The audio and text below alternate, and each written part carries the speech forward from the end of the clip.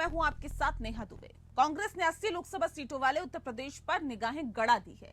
UP के सियासी अखाड़े में हाशिए में खड़ी कांग्रेस को पता है कि दिल्ली दरबार का रास्ता उत्तर प्रदेश से ही होकर गुजरता है, इसीलिए कांग्रेस उत्तर प्रदेश में अपने सियासी किले की मरम्मत की कवायद में जुट गई है। हाल ही में हुई केंद्रीय नेतृत्व के साथ यूपी कांग्रेस के बड़े नेताओं की बैठक में जहां समाजवादी पार्टी के साथ गठबंधन की जिम्मेदारी शीर्ष नेतृत्व को सौंप दी गई है, तो वहीं बहुजन समाज पार्टी को भी विपक्षी खेमे में लाने के लिए चर्चा की बात कही गई है। हालांकि समाजवादी पार्टी को इससे ऐतराज है। इसके साथ ही राहुल गांधी और प्रियंका गांधी वाड्रा को उत्तर प्रदेश से चुनाव लड़ाने का अनुरोध भी किया गया है। दिल्ली की बैठक में इस बात का निर्णय भी हुआ है कि विपक्षी गठबंधन में शामिल होने के बावजूद अपनी खुद की ताकत बढ़ाने का प्रयास कांग्रेस करेगी और इसी के मद्देनजर कांग्रेस ने बुधवार से भारत जोड़ो यात्रा की तर्ज पर ही यूपी जोड़ो यात्रा की शुरुआत सहारनपुर में मां शाकुंभरी देवी मंदिर से की है। अब देखना है कि कांग्रेस यूपी जोड़ो यात्रा के जरिए जनता को खुद से कितना जोड़ पाती है। ये रिपोर्ट देखिए।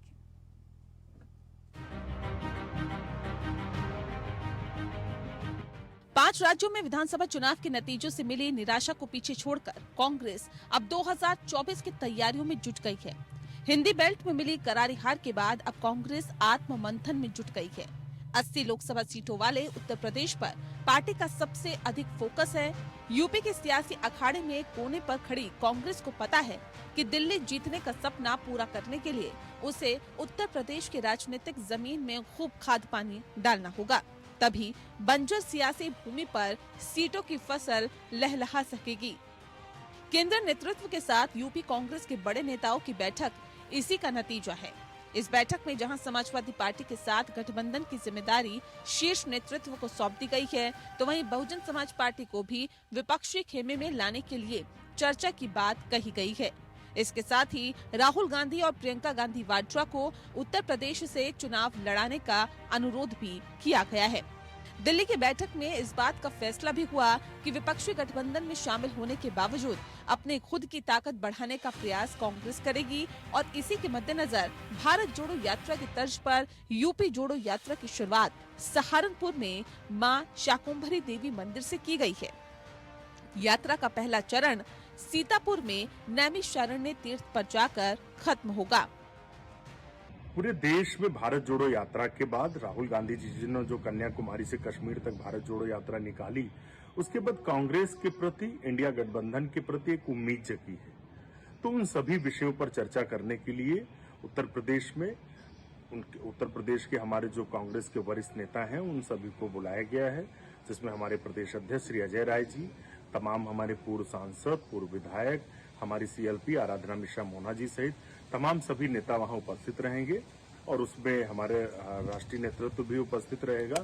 प्रदेश में कैसे कांग्रेस के संगठन को दिशा दी जाए, उत्तर प्रदेश को लेकर क्या चुनावी रणनीति हो, इन सभी विषयों पर चर्चा होगी। एक और जहां कांग्रेस यात्रा के जरिए मतदाताओं तक पहुंचने का प्रयास करेगी, तो वहीं दूसरी तरफ सम्मेलनों के माध्यम से भी लोगों को साधने की योजना है। जातिगत जनगणना की मांग के साथ ही कांग्रेस लाओ संविधान बचाओ का नारा देकर लोगों के बीच पैंठ बनाने का फैसला कांग्रेस ने किया है। जातिगत और सामाजिक समीकरण साधने के लिए कांग्रेस ने विशेष रणनीति बनाई है और पार्टी उसी नक्शे कदम पर आगे बढ़ती हुई दिखाई दे रही है। तो जो 2 सीटें, केवल मात्र 2 सीटें कांग्रेस के पास हैं, वो भी इनकी उड़ जाएगी और भांडा पूरी ही जुड़ जाएगी। जो भांडा में थोड़ी बहुत कमी है, तो राहुल गांधी जी की यात्रा से या प्रियंका जी की यात्रा से या अजय राय की यात्रा से जो उत्तर प्रदेश में शुरू कर रहे हैं, सब इनके चेहरे मोहरे को जानते हैं, इनके व्यक्तित्व को जानते हैं, इनके कृतित्व को जानते हैं, इनके आचरण को लोग जानते हैं। जो थोड़े बहुत गुंजाइश कहीं बची है, वो भांडा पार्टी और अधिक मजबूत उनकी यात्रा से होगी। वहीं कांग्रेस की यूपी जोड़ो यात्रा पर भाजपा प्रवक्ता राकेश त्रिपाठी ने हमला करते हुए कहा कि लगातार पराजय के कारण कांग्रेस भ्रम की अवस्था में है। भारत जोड़ो यात्रा से कांग्रेस को भारी असफलता हाथ लगी। अब यूपी जोड़ो यात्रा के बजाय कांग्रेस जोड़ो यात्रा करते तो बेहतर होता। लगातार पराजय के कारण कांग्रेस पार्टी भ्रम की अवस्था में चली गई है। उसे समझ नहीं आ रहा है कि क्या करना चाहिए और क्या नहीं करना चाहिए। सरदार वल्लभ भाई पटेल ने 500 से ज्यादा रियासतों को जोड़ करके भारत को एक बना दिया था, इसलिए भारत जोड़ने की भी कोई आवश्यकता नहीं थी। फिर भी राहुल गांधी भारत जोड़ो यात्रा पर निकल गए। भारत जोड़ो यात्रा के बाद भारी असफलता कांग्रेस पार्टी को हुई है। एक एक करके राज्य उनके हाथों से निकल रहे हैं। अब उत्तर प्रदेश में यूपी जोड़ो यात्रा की जा रही है। सहारनपुर से लेकर के सोनभद्र तक, मिर्जापुर से लेकर के मुरादाबाद तक पूरा यूपी एक है। यूपी में जोड़ने की कोई आवश्यकता नहीं है, लेकिन कांग्रेस पार्टी को जरूर जोड़े जाने की आवश्यकता है। उत्तर प्रदेश की सियासी जमीन कांग्रेस के लिए लंबे वक्त से सूखी है। तमाम प्रयासों के बाद भी पार्टी ज्यादा कुछ नहीं कर पाई। वर्तमान में कांग्रेस के पास यूपी में महज एक सांसद और 2 विधायक है, यानी उत्तर प्रदेश में जनाधार लगभग खत्म हो चुका है। 2024 का लोकसभा चुनाव सर पर है और समय कम है। ऐसे में कांग्रेस ने 80 सीटों को ध्यान में रखते हुए गहन मंथन और विचार विमर्श के बाद विशेष रणनीति तय की है, ताकि कम समय में अधिक से अधिक लोगों के बीच पहुंचा जा सके और कांग्रेस को एक बार फिर उत्तर प्रदेश की राजनीति में स्थापित किया जा सके।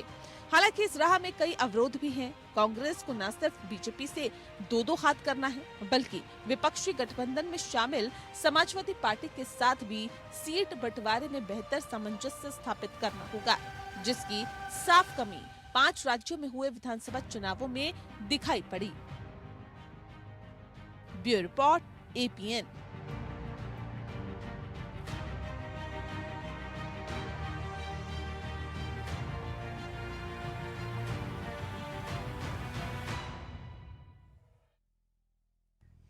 तो भारत जोड़ो यात्रा की तर्ज पर यूपी जोड़ो यात्रा की शुरुआत की गई है और ऐसे में ये यात्रा कितनी फायदेमंद होगी कांग्रेस के लिए, या फिर 2024 मिशन साधने में ये यात्रा कितनी सहायक हो सकती है, इस विषय पर आज हम तफसील से चर्चा करेंगे। खास मेहमान हमारे साथ मौजूद है, उनसे आपका परिचय करा देते हैं। इस वक्त हमारे साथ अश्विनी शाही जी हैं, प्रवक्ता हैं भारतीय जनता पार्टी के, बहुत स्वागत है आपका। संजीत कुमार जी हमारे साथ हैं, कांग्रेस के नेता हैं, आपका बहुत स्वागत है।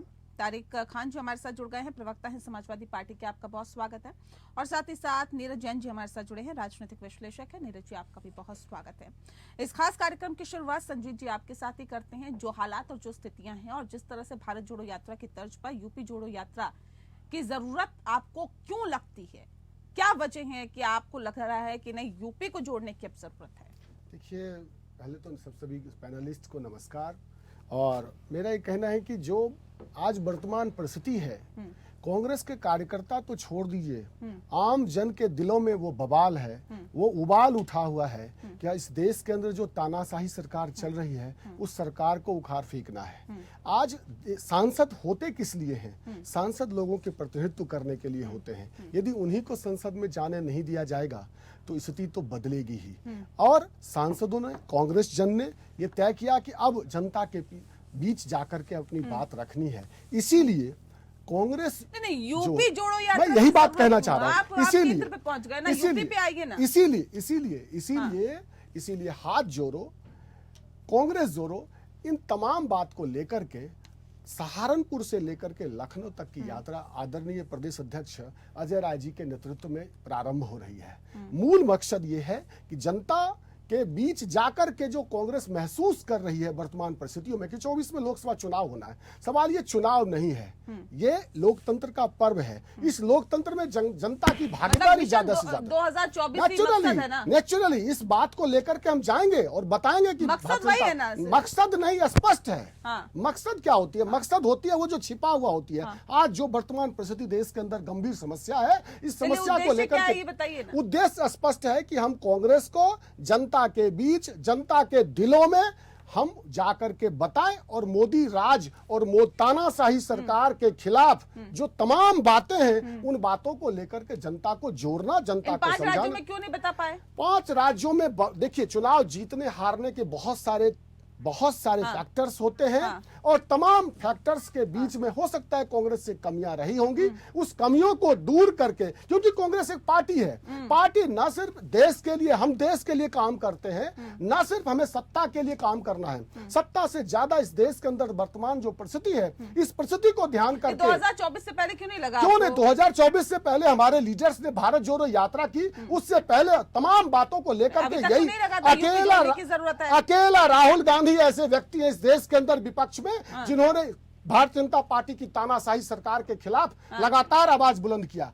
इसलिए यह नहीं कह सकते कि 2024 को देख करके, 2024 को देखकर उससे पहले सवाल चुनाव के साथ साथ लोगों की जरूरतों, लोगों की जिम्मेदारी है, लोगों के प्रति जो हमारी जिम्मेदारी है। कांग्रेस पार्टी एक राष्ट्रीय पार्टी है, जो जिम्मेदारी है, इस जिम्मेदारी का निर्वहन करने के लिए हम सदैव तत्पर रहते हैं। कह रहे और आगे भी जिम्मेदारी नहीं, बीजेपी वाले कह रहे जिम्मेदारी नहीं, सत्ता तक पहुंचने की देखिए, जुगत में है। भारतीय जनता पार्टी को अब नैतिकता खो दिया है। मैं समझता हूं भारतीय जनता पार्टी के बारे में अब चर्चा करने का समय नहीं रह गया है, क्योंकि जिस देश के अंदर तानाशाही पनप गई हो, क्या तानाशाही का रूप होता क्या है? इस देश के अंदर 143 सांसदों को आपने निकाल फेंक कर बाहर कर दिया।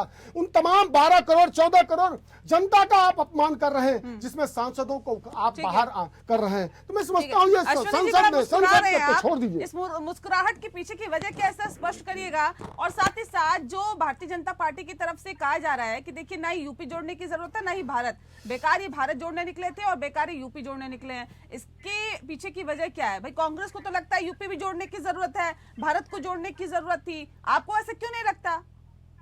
देखिए, मुस्कुराहट के पीछे वजह ये थी कि तारिक जी अभी अपना माथा पीट रहे थे कि अकेले राहुल गांधी इस तानाशाही सरकार के खिलाफ लड़े हैं, मतलब तारिक भाई का कोई योगदान नहीं रहा।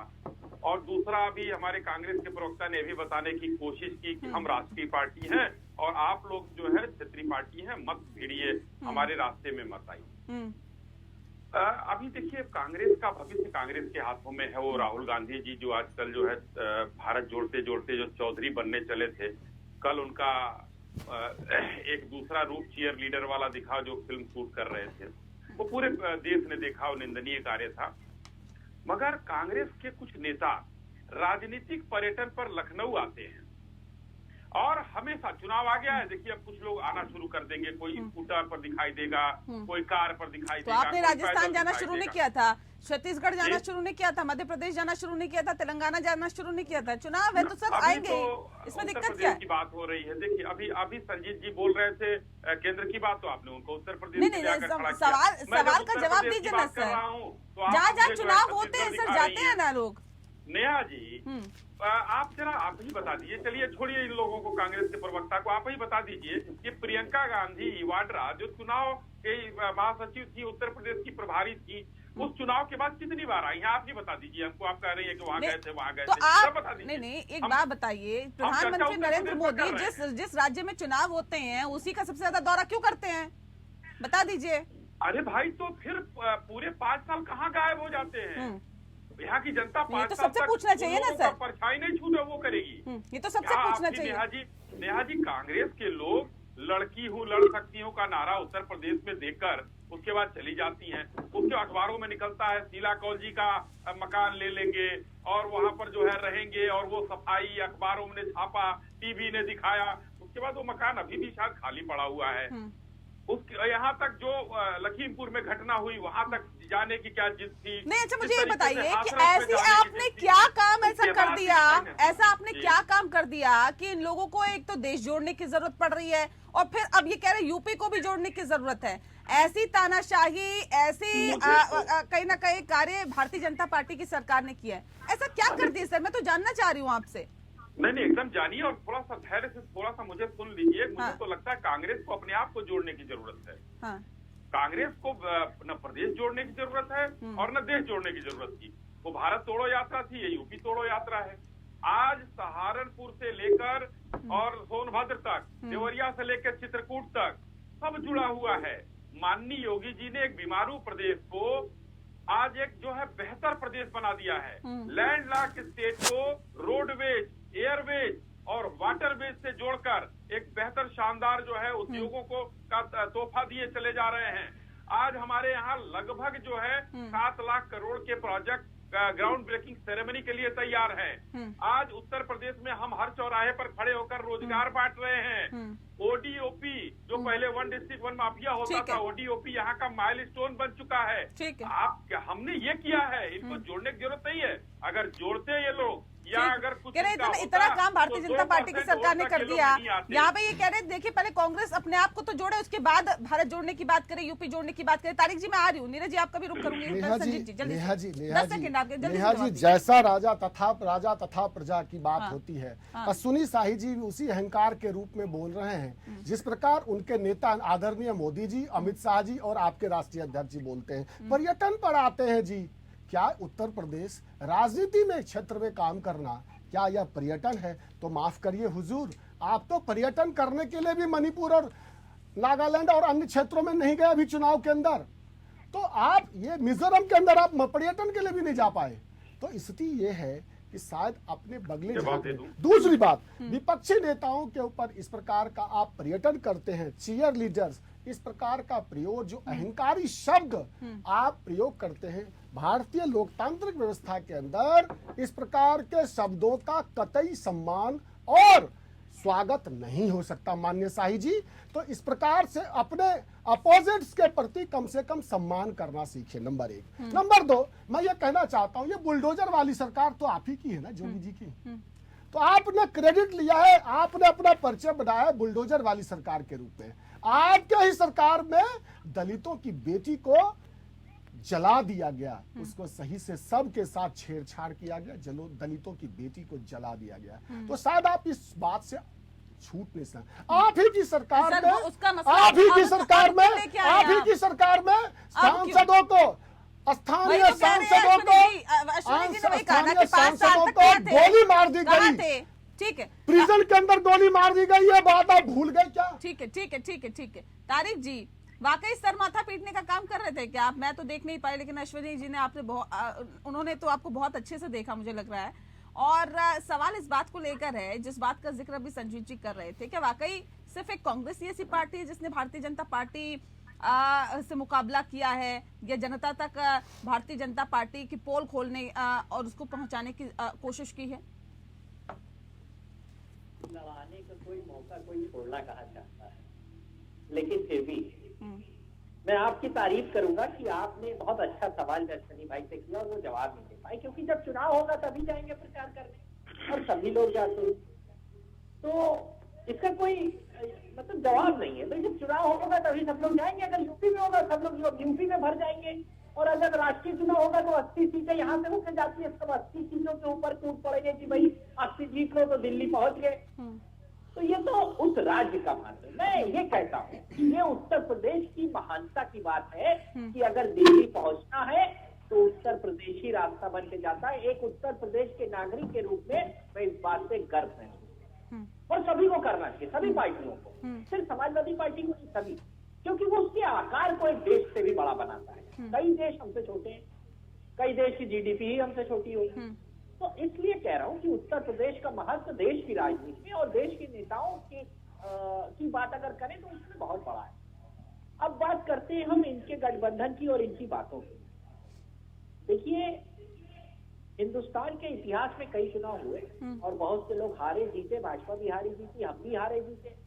अब किसी एक चुनाव से, जैसे अगर मध्य प्रदेश की बात करें ना, तो पिछली बार कांग्रेस 3 राज्य जीत गई थी, तो उसके बाद तो उनको भी सारे सब कुछ जीत लेना चाहिए, लेकिन हुआ उसका उल्टा। इस बार भी कुछ भी उल्टा पुल्टा हो सकता है, क्योंकि जनता ही मालिक है। हम लोग अपनी सवाल पे आइए। मेरा सवाल ये था कि क्या सिर्फ कांग्रेस पार्टी ने ही जनता के बीच मोदी सरकार की नाकामियों को ले जाने की कोशिश की है? आप लोग नहीं पहुंचा पाए क्या? अरे एकदम, समाजवादी पार्टी लगातार लगी हुई है। अगर कोई ये बात कह रहा है, मैं सिरे से उस चीज को खारिज करता हूँ। और कांग्रेस संजीव जी तो आपके सामने बोल गए। अब तारिक भाई, अभी संजीव जी ने यही बात कहा और माथा आप पीट रहे थे, मैं लड़ाने की कोई बात ही नहीं कर रहा था, यही संजीव भाई ने कहा आपसे। नहीं, देखिए, इंडिया गठबंधन पूरा समाजवादी पार्टी, तो भाई देखिए विचारों की पार्टी, अब लगातार भारतीय जनता पार्टी के खिलाफ लड़ रहे हैं। हमें मध्य प्रदेश में भी कांग्रेस के सामने हाथ फैलाया था जाकर, कौन जाता है कि आओ भाई साथ में लड़ लो, कहीं जो एक मैसेज है वो गलत न चला जाए। लेकिन कांग्रेस की बात समझ में नहीं आई उस वक्त में, समझ लेना चाहिए। अब सबक सिखाएंगे क्या? अब सबक सिखाएंगे क्या, ये बताइए ना। अब ये भी कह रहे हैं कि हम भी पूरी ताकत के साथ यूपी में लोकसभा चुनाव लड़ेंगे, लेकिन आप तो कहते हैं सबक सिखाएंगे। नहीं मैम, सबक नहीं सिखाएंगे। अच्छा, सबक हम दोनों लोग मिल के सीख गए मध्य प्रदेश। कुछ हमने भी सीखा, हमारा जनाधार घटा, और कुछ कांग्रेस ने भी सीखा। मैम, जो चुनाव के नतीजे होते हैं उसमें जनता का आदेश छुपा होता है। इस बात को पार्टियों को समझना चाहिए। कांग्रेस समझे, हम भी समझे, और बीजेपी तो खैर इस टाइम कॉन्फिडेंस और घमंड से भरी हुई है। दोनों चीज है, ओवर कॉन्फिडेंस भी है, कॉन्फिडेंट भी है, और घमंड भी है, तीनों चीज है उसमें। लेकिन जनादेश से जो जनता आदेश देती है उससे समझना चाहिए और उसको एनालिसिस करना है।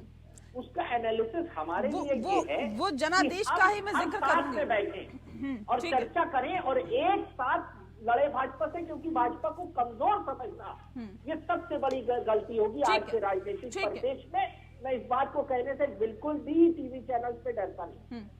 ठीक है। नीरज जैन जी, सवाल इस बात को लेकर है सर, ये भारत जोड़ो यात्रा का कितना असर आपने देखा कि देश में होने वाले चुनावों पर पड़ा, और ये यूपी जोड़ो यात्रा, उसकी तर्ज पे जो यूपी जोड़ो यात्रा निकाली जाने की बात की जा रही है या निकाली जा रही है, क्या लगता है कि इसका कोई असर उत्तर प्रदेश में पड़ेगा? निहाती ऐसा है।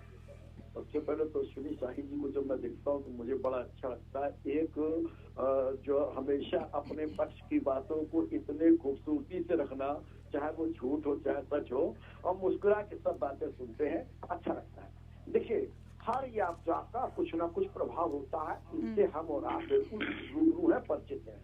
एक 91-92 में शाही जी को मालूम होगी, एक यात्रा अडवाणी जी ने और अटल जी ने, जोशी जी ने, केसरीनाथ त्रिपाठी जी ने निकाली थी, और जहाँ ये दो पर बैठे थे भाजपाई है, वो देखिए एकदम से सत्ता में आ गए और आज तक बैठे हैं।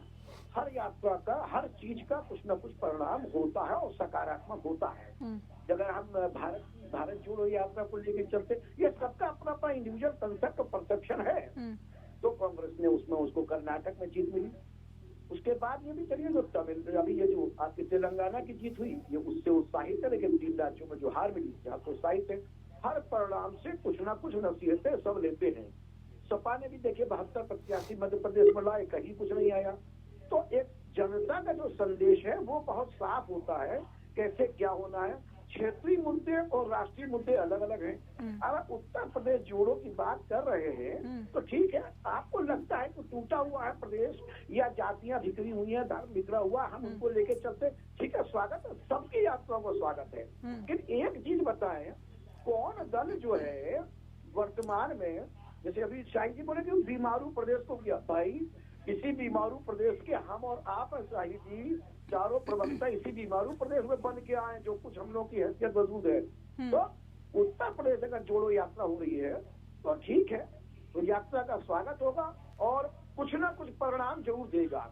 हर आप देखिए, एक तो सही यात्रा बराबर चल रही है उत्तर प्रदेश में, ऐसा नहीं है एक शुरू हो गई। लेकिन सर ये कहा जा रहा था ना कि देखिए मध्य प्रदेश में भी होके गुजरी थी ये यात्रा, राजस्थान भी गई थी, लेकिन ऐसे राज्यों में कोई फायदा नहीं मिला विधानसभा चुनावों में। नेहा जी, खाली फायदे के लिए बात करना एक बिजनेसमैन करता है, जिसको अपनी इनकम बढ़ानी होती है। राजनीतिक पार्टी है सर, ये भी तो फायदे की बात करती है। देखिए राजनीतिक पार्टी वो देखिए, तो आप जान लीजिए कि अभी तो चुनाव के लिए समाज सेवा थोड़ी कर रही है, राजनीति कर रही है सर। देखिए ये सब राजनीति कर रहे हैं, समाज सेवा तो कोई नहीं कर रहा, ईमानदारी से कोई नहीं कर रहा। और ये नर्स पेट्रोल में पिछली बार मैंने कहा था कि भाजपा बहुत एक्सपर्ट है, इनकी डायग्नोसिस बड़ी अच्छी है, और ये जो भी दबा देते हैं काली पीली नीली, वो जनता को फायदा करती है।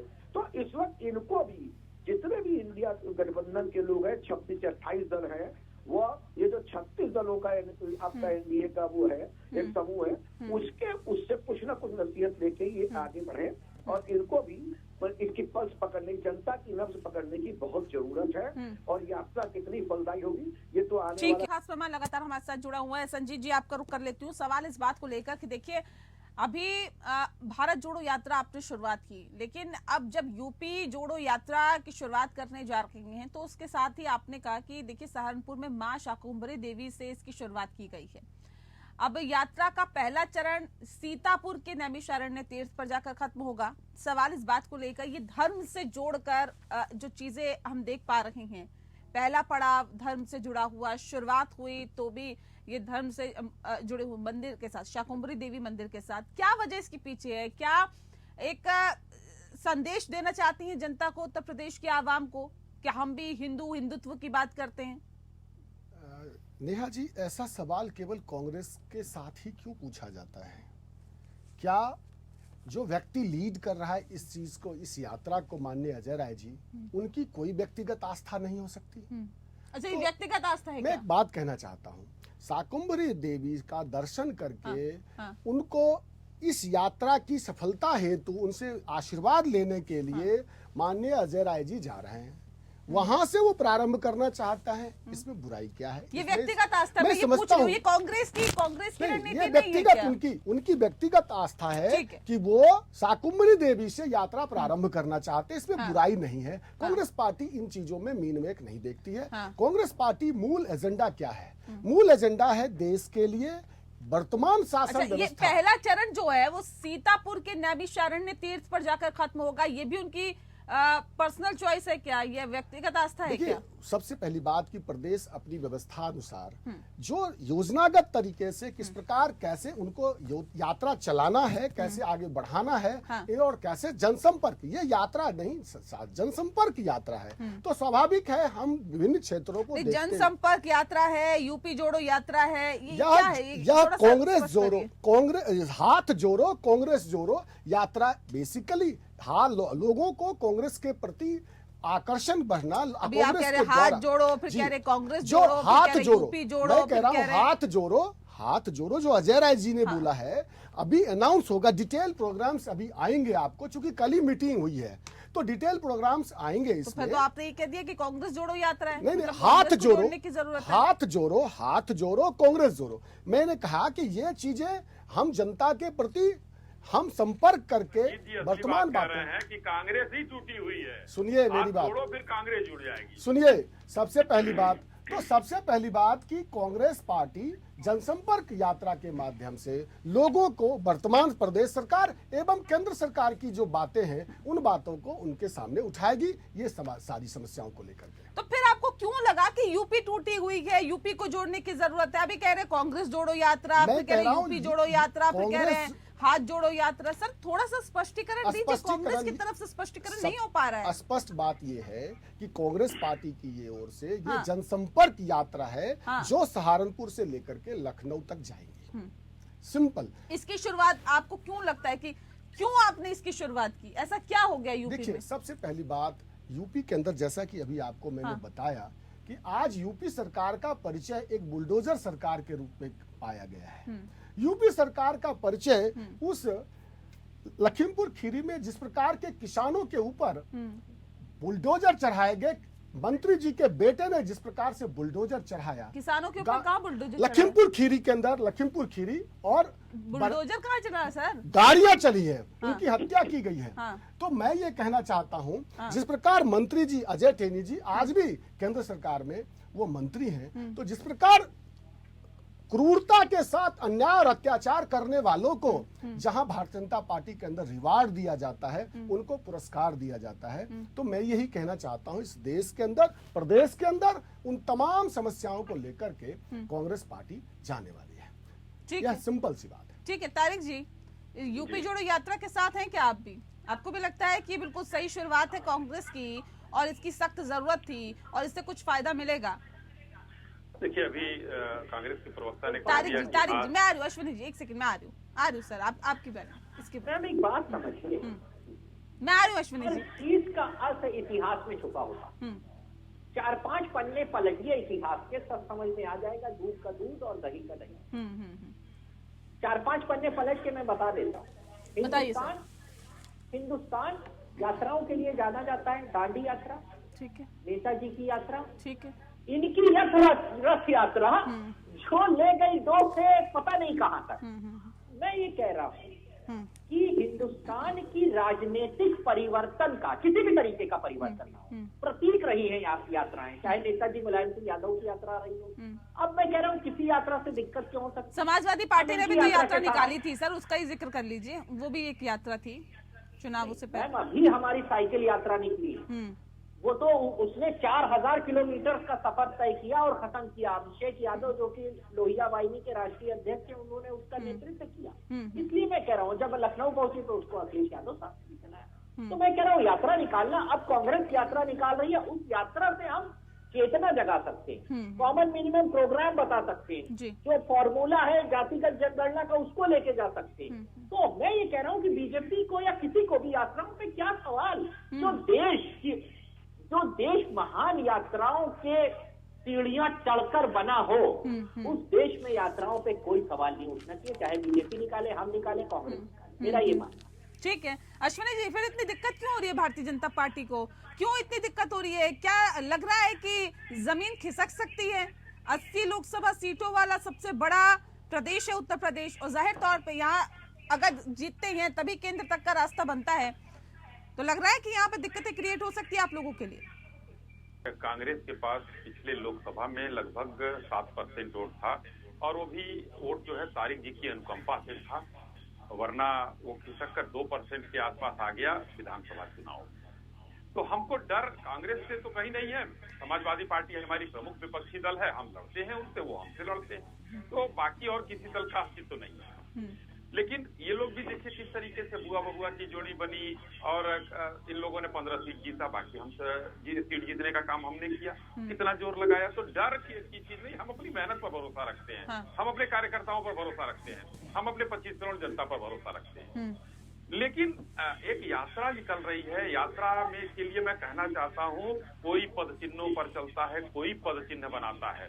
शाकुंभरी देवी का हमको याद आ रहा है कि माननीय योगी जी ने भी वहीं से यात्रा 2019 में चालू की थी, और ये लोग लगभग 56 सालों तक सरकार में रहे। बता दें 50 पैसे भी शाकुंभरी देवी के लिए खर्चा किया, यात्रा तो निकालना हमारा कोई पेटेंट नहीं है, देवी देवता सबके होते हैं, वो भी जाए, हम भी जाए, आप भी जाए, मगर जो यात्रा निकाल रहे हैं, हमने तो बजट में 50 करोड़ रुपए का प्रावधान किया था वहाँ शाकुंभरी देवी के लिए।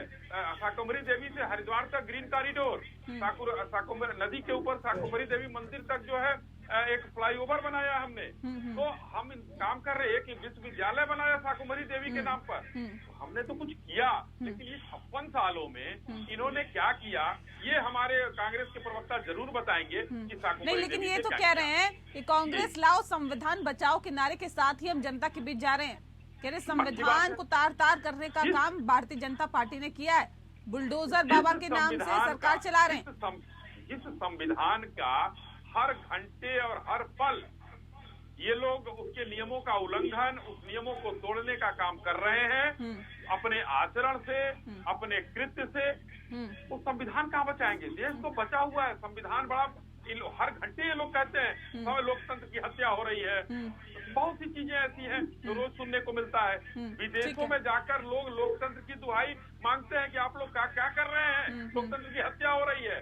तो जिसके अंदर ये डर है कि हिंदुस्तान से बाहर जाकर मदद मांग रहा है, उसको और वो इतना गंभीर व्यक्ति है कि कांग्रेस का स्थापना दिवस होता है वो ठीक है संजीत जी जल्दी से इतनी गंभीर व्यक्ति अश्विनी शाही जी, शायद आप भूल गए, अभी जो बाइडेन को आपने रिपब्लिक डे के लिए इनविटेशन दिया, आप जानते हैं क्यों नहीं आए?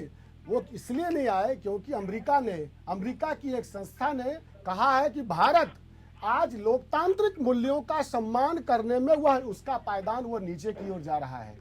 आप जो बाइडेन को इनविटेशन देने गए थे, उन्होंने आने से मना कर दिया। आप इस बात को समझने के लिए तैयार नहीं होंगे, क्यों?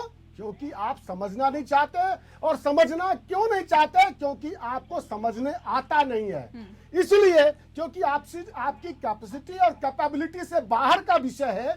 क्योंकि लोकतंत्र का सम्मान और किस प्रकार किया जाता, अगर होता तो आप शायद आज 143 सांसद देश के संसद के अंदर जो घटना घटी है, जिसके लिए एक जिम्मेदार व्यक्ति है, और उस जिम्मेदार सांसद भारतीय जनता पार्टी के सांसदों को आपके ऊपर कार्रवाई नहीं होती है। ठीक है और कार्रवाई जवाब दीजिए, फिर मैं तारिक जी का रुख करूंगी जल्दी से।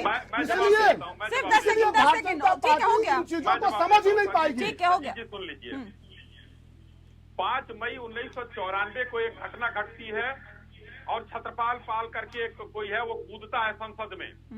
24 अगस्त 94 को फिर घटना होती है। रोइए मत, सुनिए प्रवक्ता महोदय, रोइए मत टीवी पर। आपके सांसदों ने आकर के उनको न्योता दिया, वो देश की संसद में घुसे, और माननीय अमित शाह जी ने कोई कार्रवाई नहीं की। माननीय अमित शाह जी ने नैतिकता के आधार पर इस्तीफा नहीं दिया। जवाब सुनिए, नहीं बोलने देंगे आप रोते हैं, आप टीवी पे आकर के विक्टिम कहानी सुनाते हैं, गोल गोल जलेबियां घुमाते हैं, जो चलने वाला नहीं है। सुनिए, बरी कर दिया, सुन माफ लीजिए, कर दिया। साहिब जी सुन जो लीजिए, आपके मंत्री आप थे उस सुनने का समय प्रयास करिए। माननीय आप उसे मुकुल वासनिक जी राज्य मंत्री थे उस समय संसदीय कार्य के, उन्होंने उनको माफ कर दिया। आज हमने जांच कराया है कि ये आतंकी घटना है, वो भी सदन था, ये भी सदन है, और आप लोगों ने जो अमर्यादित आचरण दिखाया है उस आचरण के लिए आप लोगों को निलंबित किया गया है। अमर्यादित यही होता है संविधान को तार तार करना, आप लोकतंत्र के हत्यारों के पार्टी से बिलोंग करते माननीय शाही जी, इस बात का ध्यान रख लीजिए। लोकतंत्र में लोकतंत्र की जब जब चर्चा होगी तो भारतीय जनता पार्टी के हत्यारों वाली पार्टी आपने क्या किया उसका? आप ठीक है, बताइए आपने क्या किया? ठीक उस सांसद का क्या किया जो 94 में 74 में घटना 94 की बात मत करिए, 2024 की बात करिए, 2023 की बात करिए, आपने कोई कार्रवाई नहीं की। उसका उस वेपन लेकर जाने वाले अधिकारी का आपने क्या किया? ठीक है, तारिक जी कुछ कहना चाह रहे हैं? नहीं ऐसे नहीं ना, ऐसे नहीं, एक एक करके बात रखेंगे। ठीक है तारिक जी, जल्दी से। मैंने कहा बीच में बोला, वो तो खुद ही बोल रहे हैं कांग्रेस वाले। नहीं, मैं एक बात कहना चाहता हूँ, एक बात समझिए ना, डिबेट और डायलॉग पर्यायवाची है डेमोक्रेसी। मैं ये कह रहा हूं कि लोकतंत्र का हिस्सा एक सांसद 18, 20, 25 लाख वोटों का प्रतिनिधित्व करता है। 3 से 4 लाख वोट मान ले एक विधानसभा में, और 5 विधानसभा अमूमन एक लोकसभा में होती है, कहीं कहीं 6 होती है।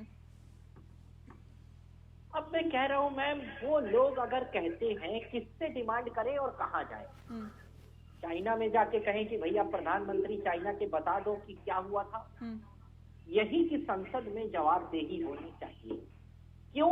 क्योंकि बाध्य सबको, हमको भी और आपको भी बाध्य लोकतंत्र ही करता है, और उस लोकतंत्र का मंदिर है पार्लियामेंट। जब विपक्ष अगर डिमांड कर रहा है कि भाई आप बता दीजिए, इसको सारे को समझा दीजिए क्या मामला था, कितना गंभीर है या नहीं है, पहले तो ये बता दें भाई संसद पे हमला गंभीर है या नहीं। हम नहीं कहते कि गंभीर है या नहीं है, सवाल पूछना चाहिए। हम लोग यही गलती कर देते हैं, हम विपक्ष के लोग यही गलती कर देते हैं। हम ये कह रहे हैं ये गंभीर मामला है या नहीं है, पॉइंट नंबर 1।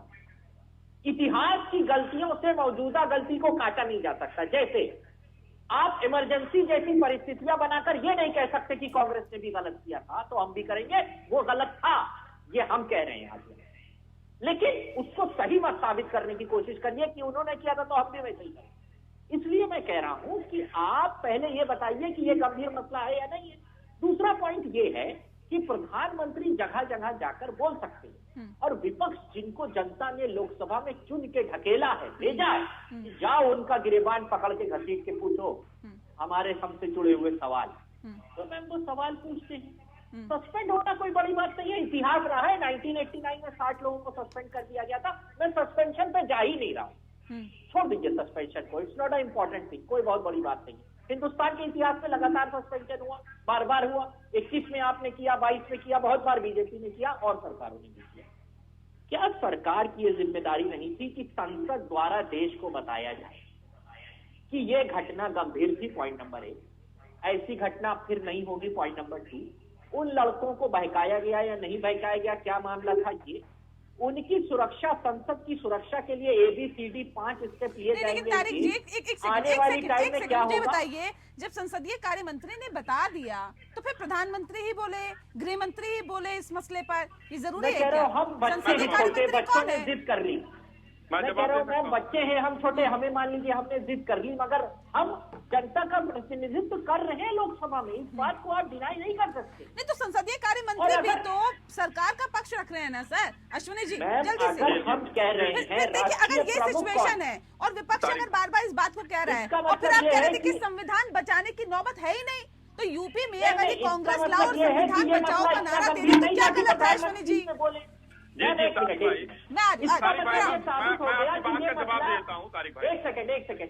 एक बात सुन लीजिए, ये मसला कम गंभीर था, इस मसले को इतना इम्पोर्टेंट नहीं समझा गया कि प्रधानमंत्री जवाब दे, हमें इससे कोई प्रॉब्लम नहीं, हमने मान ली बात को, ये नॉर्मल बात है, कोई बात ठीक है। अब जवाब देंगे अश्विनी जी, नीरज जी का भी मैं रुक करूंगी, इससे पहले जल्दी से अश्विनी जी जवाब दीजिए। मैंने बड़े धैर्य से सुना और अच्छा सवाल टॉपिक उठाया, जल्दी से। देखिए, सदन में नेता का व्यवस्था होती है, उपनेता की व्यवस्था होती है।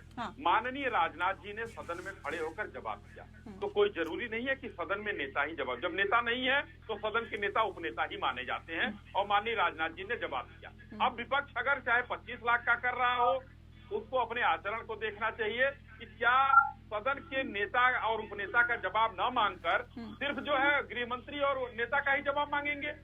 एक पॉइंट नंबर 1। दूसरा, इन्होंने कहा गंभीर मुद्दा छाया नहीं था।